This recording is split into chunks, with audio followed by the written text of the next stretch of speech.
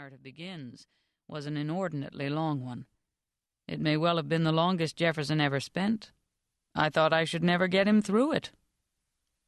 The unsuccessful attack on Hamilton, which reached its climax in the Giles resolutions, may be described as the last phase of the battle on the fiscal front between the Secretary of the Treasury and his critics, especially the Virginians in Congress.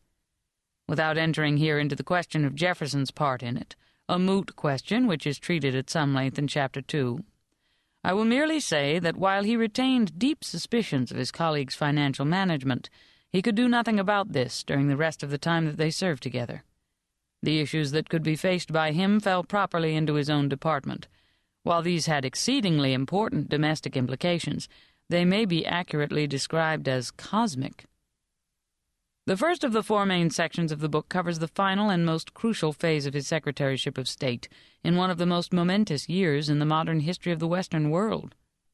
The second deals with the period of his retirement, the third with the series of events culminating in his assumption of the leadership of the opposition party, and the fourth with the crisis during the half-war with France, when the very existence of political opposition was threatened at home, and the basic freedom of individual human beings gravely imperiled. Only during his retirement from public life did he find the tranquility he craved, and the opportunity to be personally constructive, as the builder of a famous house and the restorer of wasted lands. In all the other sections of this book, he was on the defensive, undergoing a succession of personal ordeals.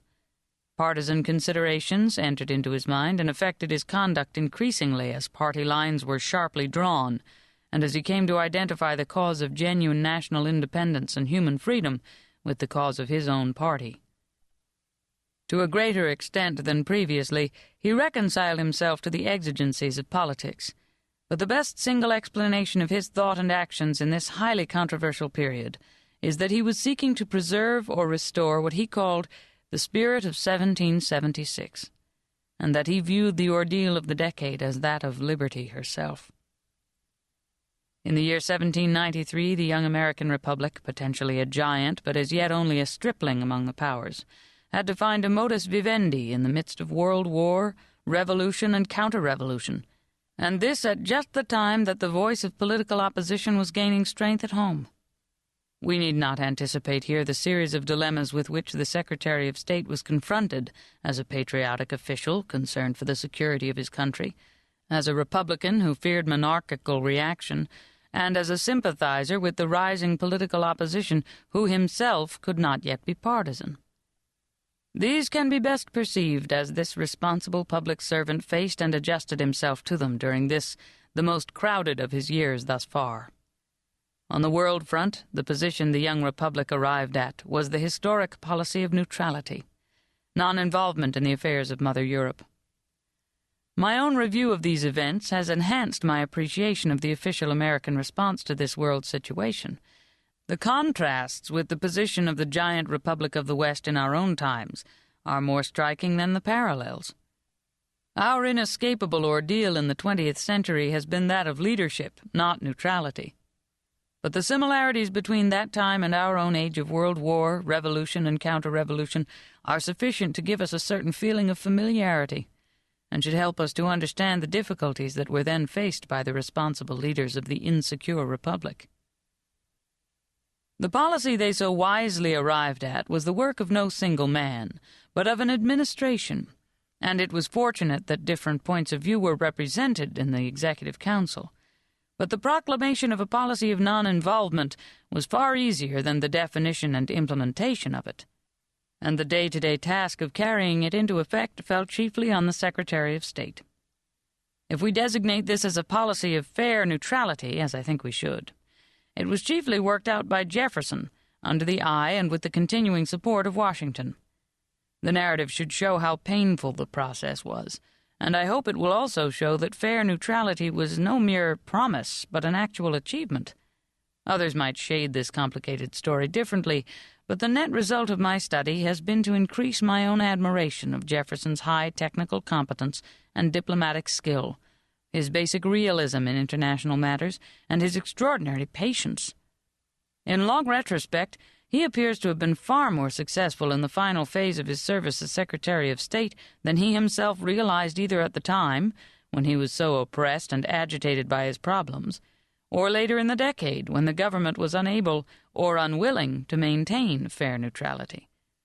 That failure, in my opinion, was the major cause of the diplomatic difficulties into which the country fell after he retired from office, as it was also of the extremes of partisanship to which the anti-Hamiltonians then went, less under Jefferson's leadership than has been commonly supposed, but with his tacit approval.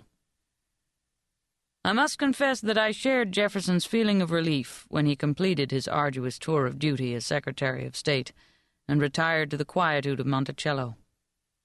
The 3 years and more that he spent there before assuming another office were in reality, and not merely in semblance, a period of withdrawal from public affairs. He was for the time a free man, able to realize on his individuality. Albemarle County, from which he strayed only once in this interim, and then only as far as Richmond, offered no such sustenance for his inquiring mind as pre-revolutionary Paris had done. Relatively little happened in what he calls his remote canton, lovely though its hills and valleys were. But for the first and last time in his life, he could really devote himself to farming, renewing his strength like Antaeus by contact with the soil. Also, he could now proceed with long-cherished plans to remodel his house, availing himself of architectural ideas he had picked up abroad. Meanwhile, he could strengthen the family ties, which he valued beyond all else, and could seek to repair his neglected finances. The pastoral symphony which he set out to compose remained unfinished, however.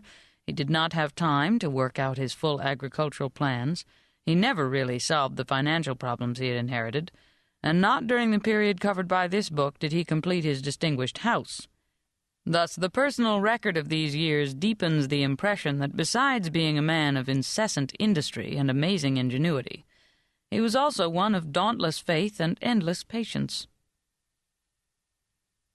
Developments on the public stage during the period of his retirement enter into this story not because of his direct influence on them, which was slight, but because of their effect on him and his subsequent career. He remained the most conspicuous symbol of republicanism. His services before he became Secretary of State and the attacks of the Hamiltonians had made him that. In no active sense was he yet the leader of the opposition party, as his political critics claimed he was. But freed from the necessary restraints of public office, he became increasingly a partisan Republican, and against rulers of all sorts he based his hopes more than ever before on the sovereign people. The external political events which affected him most were two. The first was the denunciation of the democratic societies by Washington, which indicated to him that the president was now a party man, and marked the beginnings of divergence between him and the chief he had so long revered.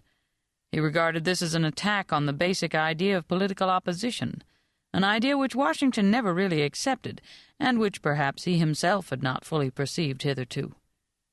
The second was Jay's Treaty, which he regarded as an ignominious surrender of national independence to the British, and an unwarranted departure from the policy of fair neutrality at which he himself had arrived so painfully in 1793, and which he and Washington had done so much to establish.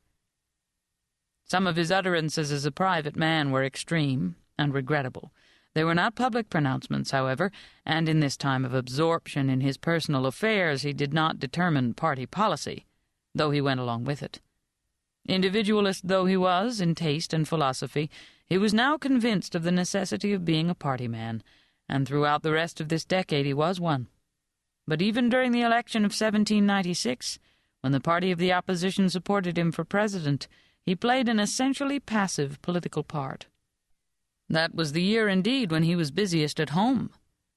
Only in the summer of 1797, when he was back in Philadelphia as vice president and Madison had retired to Orange County, did he recognize himself as the head of the Republican Party. The story of how he came to be that is told in the third of my main sections, certain scientific adventures of his being thrown in to redress the balance.